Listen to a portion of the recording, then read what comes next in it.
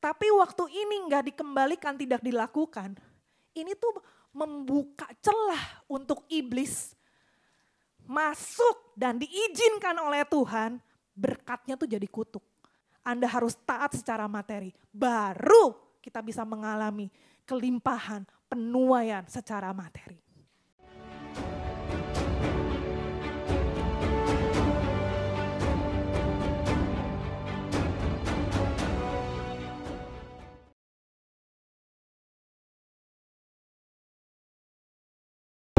Sebelum duduk, kasih tos kiri kanannya, bilang Tuhan Yesus dahsyat.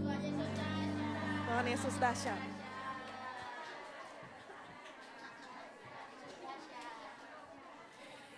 Iya, silakan duduk semuanya. Shalom. Kita punya Tuhan yang dahsyat, amin. Haleluya. Berapa banyak yang siap diberkati Tuhan pagi hari ini? Pagi ini agak berat saudara ya, jadi kencangkan ikat pinggang saudara supaya sungguh-sungguh bisa nangkep apa yang saya mau sharingin buat kita semua pagi hari ini. Nah sebelumnya saudara saya pengen tanya dulu nih ya. Semuanya yang ada di tempat ini punya nggak satu orang paling favorit yang Anda paling sayang pol? Nggak ada? Kok kasian banget ada yang nggak ada ya? Alah, satu aja, masa sih nggak ada yang kamu sayangin? Ada dong ya kan? Oke, dalam hitungan 3 detik langsung munculin mukanya di otak saudara. Oke, nggak usah disebut, nanti ketahuan sama tetangga. Oke, jangan bilang Tuhan Yesus ya. Orang ya, seseorang yang beneran siapa kek, pacarmu mungkin, suami, anak gitu ya. 3, 2, 1, tuing. Dah muncul? Dah ya? Dah kebayang? Sekarang pertanyaan berikutnya. Kira-kira sayangmu tuh bertepuk sebelah tangan gak? Yakin? Oke, aku percayalah padamu ya. Berikutnya, kalau cintamu tidak bertepuk sebelah tangan, apa yang sudah dia lakukan untuk kamu? Ya banyak, sebutkan apa? Apa yo? Apa? Orang kerungu aku. Apa? Dia udah lakukan apa buat kamu? Dia yang kamu sayang itu, yang katanya tidak bertepuk sebelah tangan, artinya kamu sayang sama dia, dia juga sayang sama kamu. Nah, orang kalau sayang kan mesti lakukan sesuatu dong, ya kan? Apa coba contohnya? Menyenangkan hatinya tuh lebih real lagi coba. Tadi pagi sih lebih jujur ya. Tadi pagi bilangnya kirim uang katanya gitu. Oh itu dari kitanya ya, kita yang kirim uang. Pokoknya ada sesuatu yang dikerjakan. Nah memang pertanyaan ini agak susah dijawab, soalnya ini bukan yang kamu kerjakan kan, tapi yang dia kerjakan.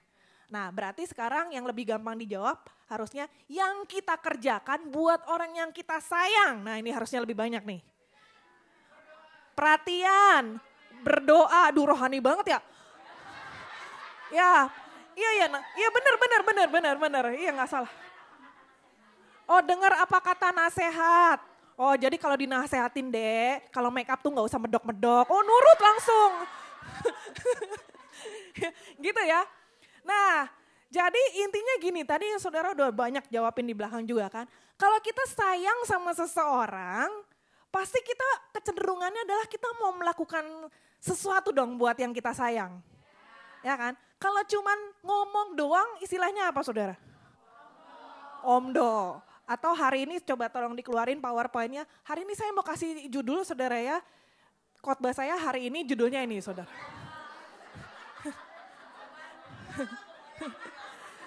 Coba yang dari luar Jawa mungkin rodo nggak mudeng ini apa. Coba yang bisa baca apa judulnya? Wow, pakai nadanya tuh lebih mantep tuh ya. Ojo gombal gitu ya. Nah, yang dari luar pulau tolong diterjemahkan, sebelahnya kiri kanannya, ngerti artinya? Jangan menggombal. Ternyata ya, gombal itu bukan bahasa Jawa guys, I juga baru tahu gitu ya. Ternyata ngecek di kamus ya, kamus bahasa Indonesia, ternyata ada gombal itu bahasa Indonesia memiliki arti bohong, omong kosong, atau rayuan. Nah makanya kita kenal ada istilah rayuan gombal, ya kan? Jadi kalau kita bilang sayang tapi cuman ngomong doang, itu sama dengan gombal. Nah makanya hari ini saya nggak kepengen Tuhan tuh komen dari atas sono waktu kita nyanyi menyenangkan, wes gombal kamu. Wah, itu loh. Ya, aduh kan jelek banget loh. Karena tanpa disadari kita kadang-kadang suka kayak gitu saudara. Kita bilang sayang sama Tuhan, Yesus aku cinta kepadamu. Sampai meler-meler gitu ya. Tapi kita nggak nurut sama apa yang Tuhan mau. Kita nggak menyenangkan hatinya Tuhan. Lah itu namanya gombal. Cewek-cewek, kita cewek semua ini ya hari ini ya. Ibadah ini cewek semua ya. Kita seneng ya, kadang-kadang kalau digombalin tuh emang seneng juga sih. Jujur lah. Seneng gak kalau digombalin? Firman Tuhan katakan gini saudara. Perhatikan nih, penting nih. Filipi 4 ayat 8. Jadi akhirnya saudara-saudara semua yang benar, semua yang mulia, semua yang adil, semua yang suci, semua yang manis, semua yang sedap didengar.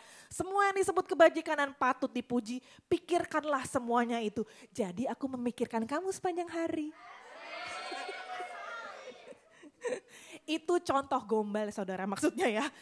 Belum tentu beneran sepanjang hari kita dipikirin mulu saudara ya. Nah lalu kalau kira-kira ada cowok yang ngomong kayak gini, kita bakal kelep-kelep gak nih saudara? Gimana kalau kita berdua jadi komplotan penjahat? Aku mencuri hatimu dan kamu mencuri hatiku.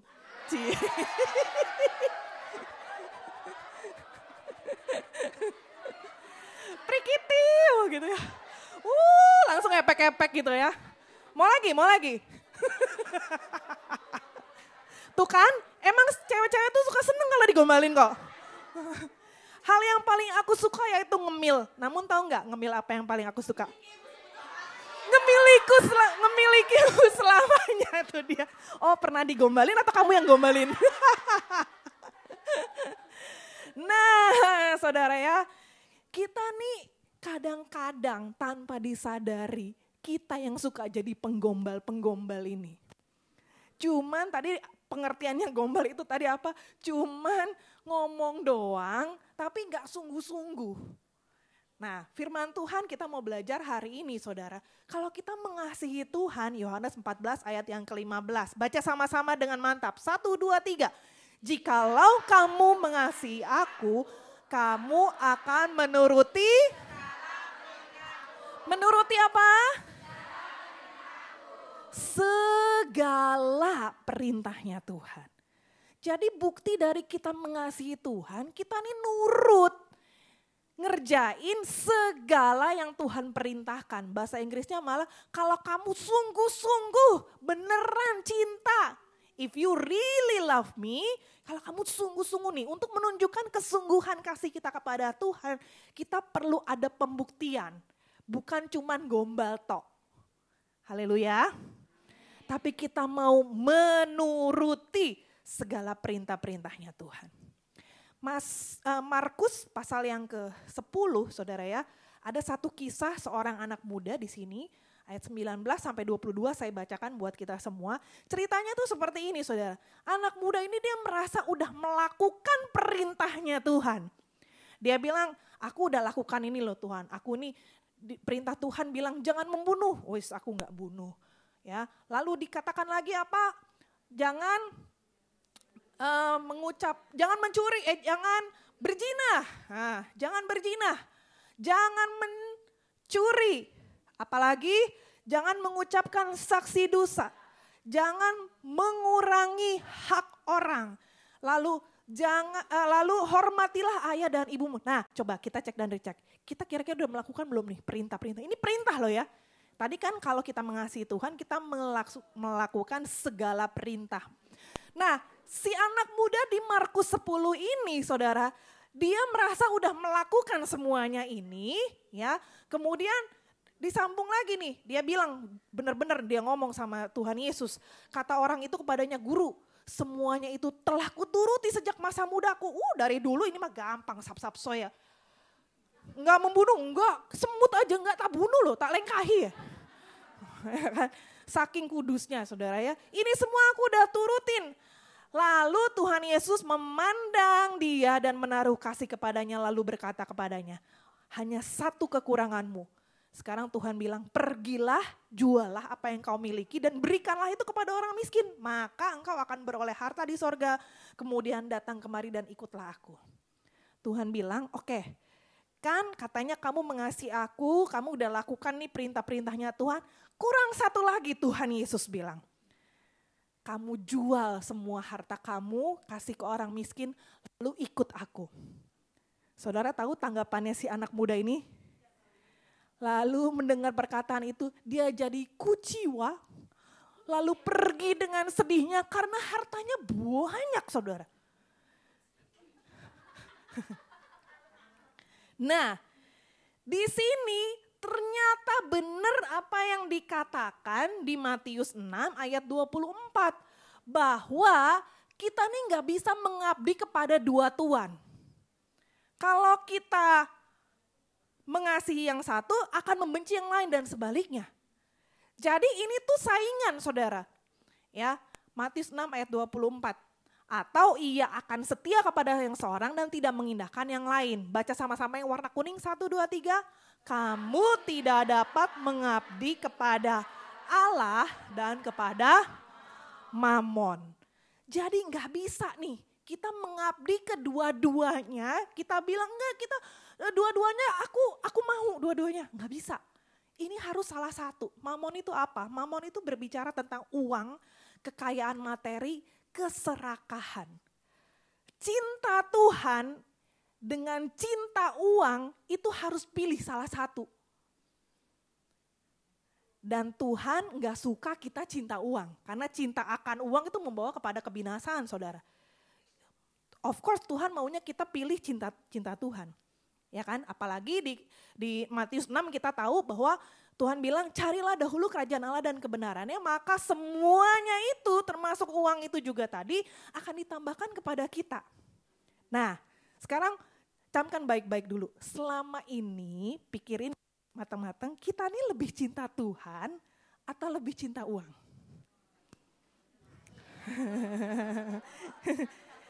Ayo. Cinta dua-duanya sih, nggak bisa. Tadi udah dikasih tahu, nggak bisa. Harus pilih salah satu. Ayo, pilihan Anda pilih yang mana? Ojo gombal.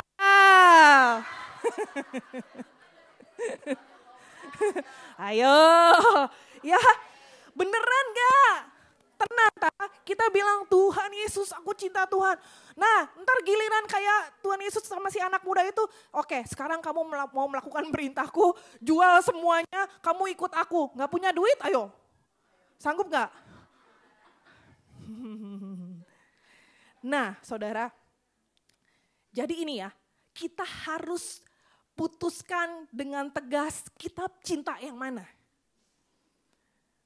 Berapa banyak yang setuju kita cinta Tuhan lebih dari segalanya?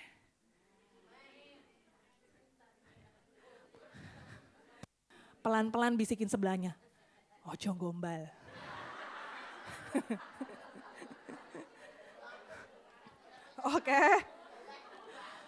Oke, sekarang saya akan berusaha percaya apa yang saudara udah pilih tadi ya. Kita bikin keputusan besar hari ini. Kalau kita mau mengasihi Tuhan, bagaimana kita mengalahkan cinta akan uang? Kita kalahkan cinta akan uang dengan kita pakai mamon itu untuk pekerjaan Tuhan. Amin. Pelan-pelan. Jangan terbalik. Ulang ya. Kita pakai mamon, kita pakai uang untuk pekerjaan Tuhan. Jangan kita pakai pekerjaan Tuhan untuk cari mamon. Bahaya ini saudara. Nah kan, salah toh? Salah, jangan kayak gitu. Bagaimana kita mengalahkan cinta akan uang? Pakai mamon untuk pekerjaan Tuhan. Karena itu kita perlu menabur.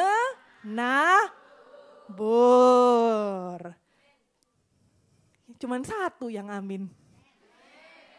Kemarin di MDPJ Paniko tegas banget, Paniko bilang seperti ini. Tahun 2025 itu adalah juga tahun penuaian secara materi. Wes, amin. Kalau mau menabur, mau menuai secara materi, tentunya perlu menabur secara materi juga. Ya kan? Bagaimana kita bisa menuai kalau nggak pernah ada yang ditabur coba. Amin. Selalu ingat, ojo gombal. Ya, jangan cuma ngomong doang tapi kita perlu melakukan. Nah, bagaimana cara kita menabur sekarang? 1 Korintus 9 ayat 6 sampai ayat yang ke-7 ini mengajar kita luar biasa. Baca sama-sama yuk, 1, 2, 3. Camkanlah ini. Orang yang menabur sedikit akan orang yang menabur banyak akan menuai banyak juga. Siapa yang mau menuai banyak? Pasti semuanya pengen banyak. Siapa yang mau menabur banyak? Ojo gombal. Beneran, cius. Jadi taburan kita itu akan menentukan tuaian kita. Ya, kalau kita menaburnya encrit-encrit, ya menuainya encrit-encrit toh. Ya kan? Tapi kalau kita menaburnya banyak, ya disitulah akan terjadi kita akan menuai yang banyak. Dan ingat Tuhan itu enggak pernah hutang sama kita. Kemarin hari Sabtu ada kesaksian dari salah satu teman kita di Kelaskom. Sebenarnya ini saya udah dengar Sabtu sebelumnya lagi. Waktu kita lagi makan, saya makan di meja saya, dia makan di meja sebelah sini gitu. Dia cerita sama temen-temennya, aku loh tadi aku ke Starbucks beli kopi pas mau bayar, udah beli nih ya, pas mau bayar ternyata dia gak ada uang cash dan patah tongnya gak ada uangnya gitu. Terus kan bingung dia, aduh gimana nih gitu. Terus ada orang yang di sebelahnya, orang Hong Kong, bayarin buat dia $50. Dia bilang, udah gak apa-apa aku aja yang bayar, ini buat kamu katanya gitu. Wah dia sampai thank you banget kan gitu. Waktu dia cerita kayak gitu, dia tuh masih bengong gitu. Aduh tadi aku beli kopi kok dibayarin sama orang yang gak kenal. Lalu aku nyeletuk dari mejaku, aku bilang gini, kamu udah nabur pasti, makanya kamu nuai. Aku bilang gitu. Belum kelar ceritanya, sabar. Terus baru itu yang minggu lalu. Kemarin ini aku baru tahu cerita komplitnya. Ternyata dia bilang gini, jadi sebelum itu terjadi dia dibeliin orang di Starbucks itu, temennya dia di Indonesia itu mau pinjem uang Rp50.000 doang sama dia. Lalu dia bilang, udah kamu pakai aja gak apa-apa, ini gak usah dikembaliin. Jadi dia ternyata menabur Rp50.000 di Indonesia dan ternyata Tuhan kembalikan 50 juga, tapi kursnya sesuai dengan negara kita sekarang berada nih. Ya. Dan kalau dikursin lagi, itu Rp50.000 sama 50 Hong Kong dollar, itu kan 2 kali lipat. Ya enggak? Nah di situ benar-benar dia ngalamin, oh iya ya padahal aku enggak sadar kalau waktu itu tuh aku lagi nabur, ternyata aku nuai di sini. Nah Tuhan tuh akan tunjukkan seperti itu buat setiap kita. Amin. Sekarang boleh tepuk tangan. Saya pribadi, saya punya patokan gini. Semua pasti kan pernah menabur ya. Setiap minggu kita diberikan kesempatan untuk menabur. Bahkan kita sekarang cara untuk menabur kita sekarang beragam kan. Kita bisa lakukan transfer juga. Ini aku cerita buat patokan untuk diriku sendiri. Ini tidak ada dasarnya di Alkitab. Tapi ini buat aku pribadi, aku cerita aja. Mau diikutin boleh, denger doang juga gak apa-apa. Buat aku tuh gini, kalau menabur buat pekerjaan Tuhan, kok kayaknya malu ya kalau nilainya itu lebih sedikit daripada yang aku pakai buat aku sendiri jajan. Gitu loh. Aku tuh hampir setiap hari aku beli makanan di luar. Karena kita tuh sibuk semua, gak ada yang masak saudara di rumah. Jadi seringnya tuh makan beli gitu kan.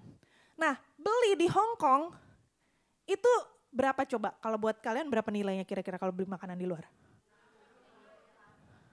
Berapa? Berapa? 40 ke atas. Kalau aku kayaknya 40 kayaknya gak dapet deh. Soalnya aku makannya agak cerewet kan. Ya maksudnya aku agak milih-milih. Makanan teriritku itu, bisa sih ada. Kemarin aku makannya super irit tuh. Kemarin makanan teriritku adalah nasi tunjuk. Tau gak nasi tunjuk? Langsung fun itu loh. Nasi gitu, itu pun udah minta nasinya siufan, nasinya sedikit. Terus sayurnya apa? Sayurnya tunjuk-tunjuk. Mau ini gitu kan. Itu satu nasi sama 2 macam sayur, itu termurah itu kemarin $32 aku beli di pojokan situ. $32 tuh dapat kan. Tapi abis itu aku beli kopi di 7-Eleven $16. Jadi makan siangku total $48. Itu yang termurah. Itu lagi pengiritan. Tapi kalau lagi nggak pengiritan itu bisa range-nya antara 50 sampai 100 lah. Apalagi kalau makan yang lebih mewah lagi di atasnya itu lagi gitu. Jadi buat aku gitu ya, aku nggak mau nabur buat pekerjaan Tuhan. Angkanya tuh di bawah itu gitu loh. Lah kamu buat makan nggak perlu mikir, giliran mau nabur, aduh aku kasih berapa ya? Aku nggak mau begitu, karena aku mau menabur banyak supaya menuai banyak. Amin. Nah angkanya kembali kepada masing-masing. Tapi paling enggak kita mau memberi yang terbaik buat Tuhan itu, kita memberi ya benar-benar memberi buat pekerjaan Tuhan. Nggak pakai kalkulator, kalau buat sendiri aja, foya-foya. Kopi kalau beli di luar tuh, itu tadi aku yang paling iri tuh $16 ya kan. Tadi yang beli di Starbucks 50 ya kan, 50. Lah kalau buat pekerjaan Tuhan, setengah gelas aja nggak dapet. Masa begitu buat Tuhan? Nah itu aku begitu. Kalau buat masing-masing terserah. Tapi ada patokan yang berikutnya lagi. Ayat yang ke-7, baca sama-sama 2, 3. Hendaklah masing-masing memberikan menurut kerelaan hatinya. Jangan dengan sedih atau karena paksaan. Sebab Allah mengasihi orang yang memberi dengan sukacita. Jadi memberi itu dengan kerelaan, dengan sukacita, enggak terpaksa. Aduh gara-gara denger Kak Feli ngomong gitu, aduh kayaknya gue mesti naikin rate kolekte nih sekarang nih. Tapi ngasihnya nggak dengan sukacita. Saudara di rumah kan setiap hari pekerjaannya pasti melayani majikan ya toh.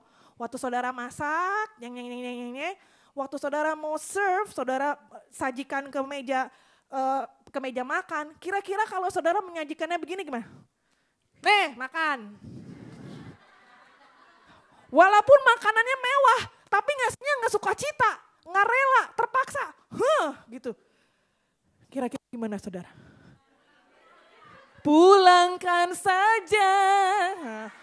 Langsung surat cinta melayang saudara ya. Padahal yang punya duit juga majikan. Tapi kalau kita ngasihnya nggak dengan sukacita kayak gitu. Kira-kira gimana? Diterima nggak saudara? Jadi apalagi kita mau memberi buat Tuhan yang katanya kita mengasihi Tuhan. Beri dengan sukacita.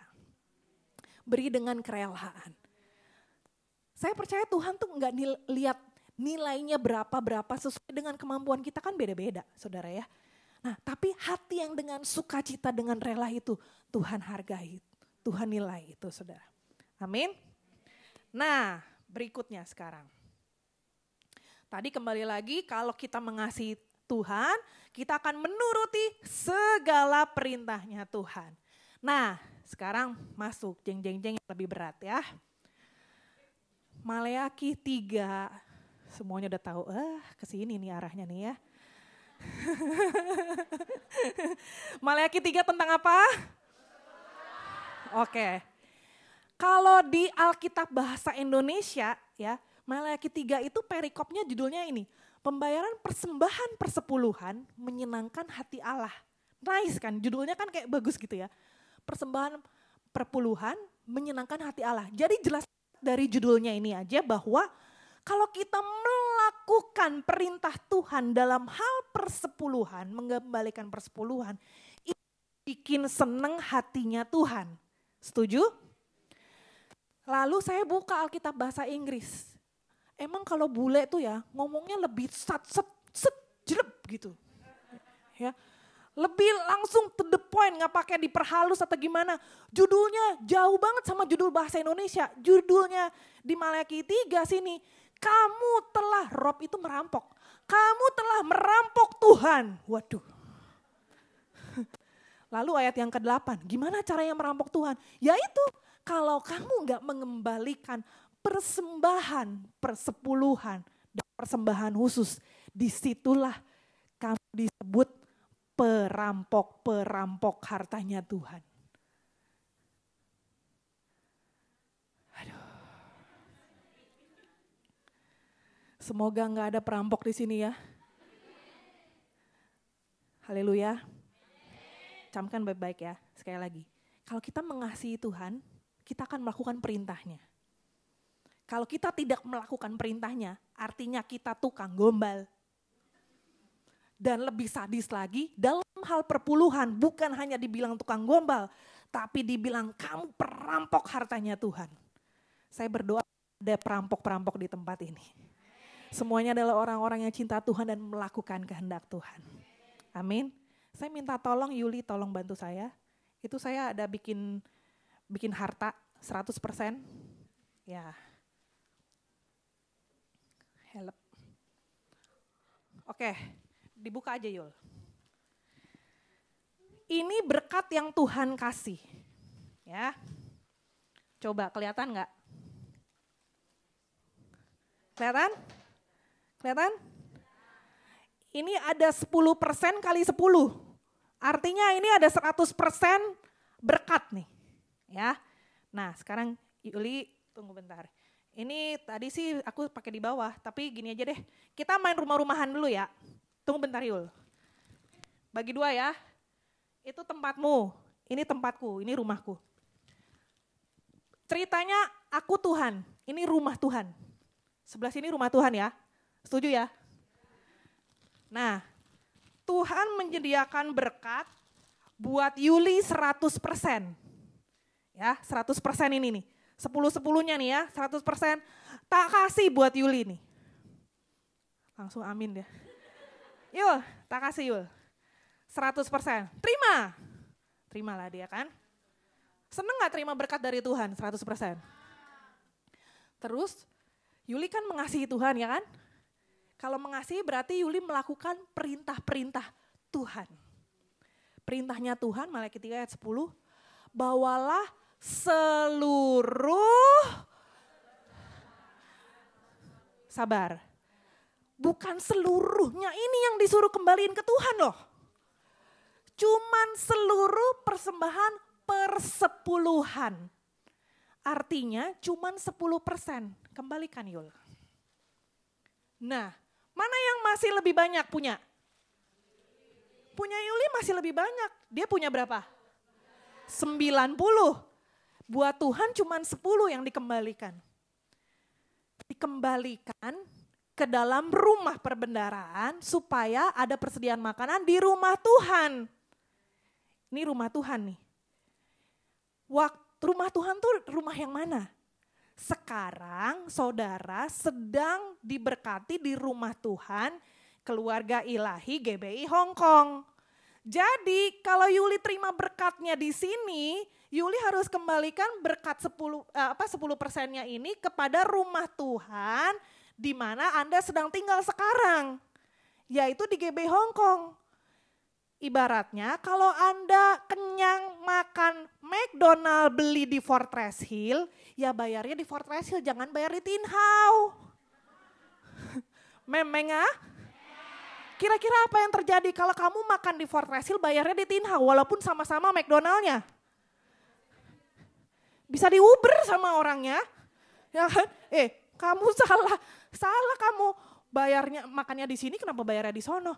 Jadi waktu kalian mengembalikan yang punya Tuhan, yang 10% harus dikembalikan di rumah Tuhan di mana Anda beribadah sekarang, saat ini bertumbuh, dapat makanan rohani sekarang. Kalau Anda rindu untuk menabur untuk di kampungmu, nggak boleh pakai yang ini. Kalau Anda pakai yang ini artinya tadi disebutnya Anda sebagai kamu yang ngomong ya. Kalau mau nabur buat di desa atau di apa, pakailah dari sono. Nah terserah tuh Yuli mau bagi-bagi ke siapa tuh. Termasuk menabur untuk persembahan khusus yang lain, nggak boleh utik-utik yang ini. Karena ini punya Punya Tuhan. Untuk persediaan di rumah Tuhan. Mau menabur, yang tadi dibilang mau menuai banyak, tabur yang banyak, ambilnya dari sono. Ini utuh, gak boleh utak-atik. Sekarang pakai nilai, pakai angka. Gaji kalian anggaplah pukul rata 5.000. Ini 5.000 nih. Ini adalah 5.000. 5.000 dikembalikan persepuluhannya ke rumah Tuhan, artinya berapa nilainya? Gampang kan nilainya, gak usah pakai kalkulator, nolnya gelindingin 1 wis mari. Ya toh? Nah ini 10%-nya ngitungnya dari mana? Apakah berkatmu 1 bulan itu hanya 5.000 itu aja? Kalau ada berkat yang lain yang Anda terima juga, tiba-tiba dapat angpau, dapat lais ini, majikan murah hati, kasih angpau 200, jadi 5.200. 5.200, kan 5.200. Dapat lagi, nemu duit di jalan 100, ya kan? Ada rezeki nomplok nih, tambah lagi, jadi 5.300, ya. Udah, anggapnya segitu biar ngitung gampang. Berarti 10%-nya berapa? 530. Bayarnya tadi dibilang bawalah seluruh persembahan persepuluhan itu. Jadi kalau dapat bonus-bonus yang lain, itu juga termasuk di dalam kembalikan perpuluhan. Oh, bulat. Oke, Meng-meng? Mau jadi perampok? Jangan mau jadi perampok. Dibilang tadi apa? Gombal aja udah gak enak, apalagi dibilang perampok. Makanya kembalikan apa yang miliknya Tuhan. Oke, terima kasih Yul. Saya punya kesaksian gini, waktu saya baru memutuskan menerima panggilan Tuhan sebagai full timer, sebelum saya masuk di interview, lalu ini zaman 20 sekian tahun yang lalu saudara ya. Saat itu saya baru lulus kuliah dan kalau menurut standar pada waktu itu, lulusan kampusku tuh gaji minimumnya, gaji awalnya itu mulai dari 800.000. Zaman itu 800.000 banyak ya? 20-an sekian tahun, hampir 30 tahun yang lalu tuh, tahun 97. Ada yang seumur? Tahun 97 tuh aku pertama full time. Lalu waktu di interview, dibilang seperti ini, tapi kamu gajinya cuma 300.000 ya? Aku bilang, iya gak apa-apa. Standar di luar 800.000, saya terima gaji 300.000, itu pun aku udah happy banget. Karena aku tahu aku kerja buat Tuhan, aku bukan ngejar uang, aku tidak pakai pelayanan untuk mencari mamon, gitu ya. Tapi aku mau pakai mamon ini aku untuk melayani Tuhan. Jadi aku dibilang gaji kamu cuma 300.000, aku bilang iya gak apa-apa. Aku terima 300.000 itu. Nah 300.000 artinya perpuluhannya berapa? 30.000 toh. Saya tuh kalau terima berkat, saya catat di buku. Catat gajian 300.000, terus ada berkat lagi apa-apa. Supaya nanti di akhir bulan, pas tutup bulan mau masuk bulan berikutnya, gak ada yang ketinggalan. Saya gak utang perpuluhan sama Tuhan gitu. Jadi saya catat semuanya. Dan yang mengherankan itu, sampai sekarang pun aku bingung, ini Tuhan tuh kerjanya kok luar biasa ya. Hampir setiap bulan perpuluhan aku tuh rata-rata 80.000. Padahal gaji aku 300.000, tapi kok perpuluhannya bisa 80.000. Karena Tuhan kirim berkat dari kiri kanan atas bawah, luar biasa Tuhan kirim. Dan ini adalah penggenapan dari ini saudara. Kalau kita melakukan, bahasa Inggrisnya malah dibilangnya tuh lebih jelas lagi. Kalau kita mengembalikan perpuluhan, Tuhan akan buka jendela langit and pour out. Pour out itu bahasa gampangnya digerojokin. Tahu enggak? Berkatnya tuh digerojok dari surga buat kita sampai no room to receive it. Sampai gak ada tempat lagi nih, sampai dompet tuh kepenuhan, sampai kantong semuanya full gara-gara digerojokin berkat sama Tuhan. Tapi ini kalau apa? Kalau melakukan, mengembalikan yang punya Tuhan. Tapi, lagi Yul. Sini Yul. Oke, kalau kamu gak kembalikan perpuluhannya, secara teori kan ini lebih banyak nih. Tadi kan kalau ngembaliin kan berkurang 1 ya toh. Tapi katakanlah Yuli kali ini dia nggak taat nih. Biarin Yul, kamu nggak taat nih ceritanya ya. Nah, dipek sendiri nih. Diambil sendiri semuanya. 100% nih. 5.000 komplit bulet-let. Nggak ada yang diambil nih ya. Kalau tadi kan kembaliin kan berarti tinggal 4.500. Waktu Yuli berpikir, aduh bulan ini aku banyak pengeluaran nih. Mau bayar ini segala macam. Jadi nggak dikembaliin nih perpuluhannya. Untung 500 kan secara teori ya kan. $500. Tapi pada realitanya firman Tuhan yang akan terjadi kepada kita adalah yang di Maleakhi 2 ayat 2. Kalau kamu tidak mendengarkan, kalau kamu tidak memberi perhatian untuk menghormati nama Tuhan, katanya Tuhan, maka aku akan mengirim kutuk di antaramu dan akan membuat berkat-berkatmu ini jadi kutuk. Perhatikan, kalau tidak melakukan, tidak mendengar atau pura-pura nggak denger, kadang-kadang kita suka gitu tuh. Udah tahu firman sih, tapi belaga bego gitu, pura-pura nggak mudeng. Atau pura-pura gak kedengeran. Kalau kamu tidak melakukan, Tuhan bilang, berkat-berkatmu ini yang kamu pikir full 100% ini akan dirubah jadi kutuk. Waktu kamu kembalikan ini tuh adalah ketaatan kamu akan memberikan proteksi. Berkat tetap berkat. Tapi waktu ini gak dikembalikan, tidak dilakukan, ini tuh membuka celah untuk iblis masuk dan diizinkan oleh Tuhan, berkatnya tuh jadi kutuk. Makanya gak heran kalau Anda tidak taat dalam hal perpuluhan, ada aja belalang pelahapnya. Nanti ada kecelakaan lah, saya gak doain ya. Nanti ada barang hilang lah dan nilainya, bocornya nanti akan jauh lebih banyak daripada kalau kamu taat melakukan mengembalikan ini loh.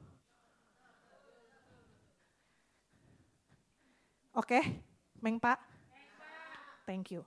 Tapi waktu kamu melakukan, ini yang terjadi, Maleakhi 3 ayat 11. Tuhan akan menghardik, proteksi Tuhan terjadi, perlindungan Tuhan terjadi.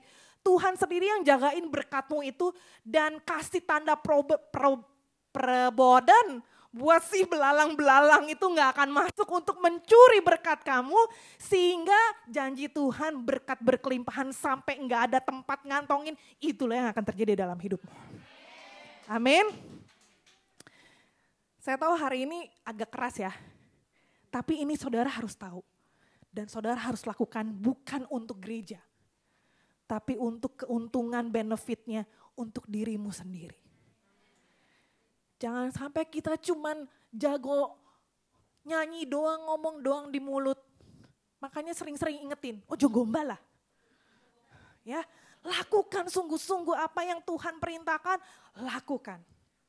Nah, terus nih, kadang-kadang ya, orang udah tahu ya kan tentang perpuluhan, ini itu. Sekarang tuh ya, zaman now ini, informasi kan sumber banyak nih. Ada yang ngomong di luar sono, di YouTube, perpuluhan mah cuman perjanjian lama doang. Sekarang udah zaman anugerah, udah gak perlu perpuluhan. Itu yang ngomong siapa tuh? YouTube yang ngomong. Mas Utup. Jangan cepet terima apa saja sumber informasi ya. Kita harus back to the Bible, kembali kepada firman Tuhan. Yang ngomong-ngomong itu terserahlah karepmu lah ya. Tapi kita mau melakukan apa yang firman Tuhan katakan. Apakah perpuluhan hanya di perjanjian lama? Enggak. Di perjanjian baru pun firman Tuhan ada ngomong tentang perpuluhan. Matius 23 ayat 23. Si orang-orang ahli Taurat, orang-orang Farisi, mereka tuh melakukan loh perpuluhan. Walaupun dasarnya apa gitu kan, untuk sekedar ketaatan secara kepada Taurat aja. Lalu ini Tuhan Yesus yang ngomong, kamu nih orang-orang ini udah melakukan persepuluhan dari tanaman hasil bumi yang terbaik dikembalikan buat Tuhan, tapi yang terpenting malah kamu gak lakukan, keadilan, belas kasihan, kesetiaan kamu gak lakukan. Nah, ini jelas banget, tegas banget kalimat ini. Yang satu harus dilakukan dan yang lain jangan diabaikan. Artinya dua-duanya semuanya harus dilakukan. Malah di sini dibilang yang satu harus dilakukan. Iya, yang tadi kamu udah kerjakan mengembalikan perpuluhan itu harus tetap dilakukan. Ini perjanjian baru loh. Harus dilakukan, tapi juga jangan mengabaikan keadilan, belas kasihan dan kesetiaan. Artinya semuanya komplit. Kalau namanya mengasihi Tuhan itu satu paket komplit, full perintah-perintah Tuhan. Jangan dipilih-pilih. Yang ini gue mau kerjain, yang ini kagak belum sanggup gue kalau soal ini. Saudara, kalau saudara mau mengalami kelimpahan penuaian secara materi, mau tidak mau gak ada rumusan lain. Anda harus menabur secara materi. Anda harus taat secara materi. Baru kita bisa mengalami kelimpahan penuaian secara materi. Amin. Berapa banyak yang kena tegur hari ini, yang kena templak, yang kayak ditempiling plak, plok, plak, plok. Nggak usah ngaku dah. Tolong Lev. Hari ini kesimpulannya satu. Mengasihi Tuhan perlu ditunjukkan dengan perbuatan. Bukan hanya dengan perkataan. Dengan ketaatan kita kepada perintah-perintah Tuhan. Kembalikan milik Tuhan, menabur dengan sukacita, pasti kita akan menuai. Amin. Lakukan perpuluhan. Bulan ini saya barusan kemarin nempel tuh laporan persembahan 4 lembar, lembaran keempat tuh kosong. Saudara bisa lihat tuh di situ. Artinya apa? Bulan lalunya 4 lembar full. Bulan Januari punya, ini bulan Februari. Bulan Desember lebih banyak lagi, ada lembaran kelima di bawahnya. Bulan ini segini, saya beriman persembahan bulan Maret, mulai bulan Maret ke seterusnya, lembarannya akan bertambah. Karena anak-anak Tuhan yang di tempat ini yang tadinya belum mengerti, sekarang mengerti dan mau melakukan. Amin. Keuntungannya kalau Anda melakukan, bukan buat siapa-siapa, tapi Anda sendiri yang akan membuktikan. Malah Tuhan sendiri bilang, tes nih, ujilah aku, Tuhan bilang. Masa sih aku gak memberkati kamu? Coba, gak percaya, ujilah Tuhan. Lakukan dan Anda akan mengalami, pasti akan banyak kesaksian dari hal ini. Amin, saudara. Berapa banyak yang mau menyenangkan hati Tuhan? Yuk bangkit berdiri sama-sama yuk. Bapak, hamba-Mu sudah selesai berbicara, memateraikan apa yang sudah hamba sampaikan. Mampukan setiap kami untuk melakukan apa yang kami dengar hari ini. Kami mau menjadi hamba-hamba yang menyenangkan hati-Mu. Bukan hanya sekedar dari perkataan kami, tapi lewat tindakan kami. Dengan kami menuruti segala perintah-perintah-Mu, kami mau jadi hamba yang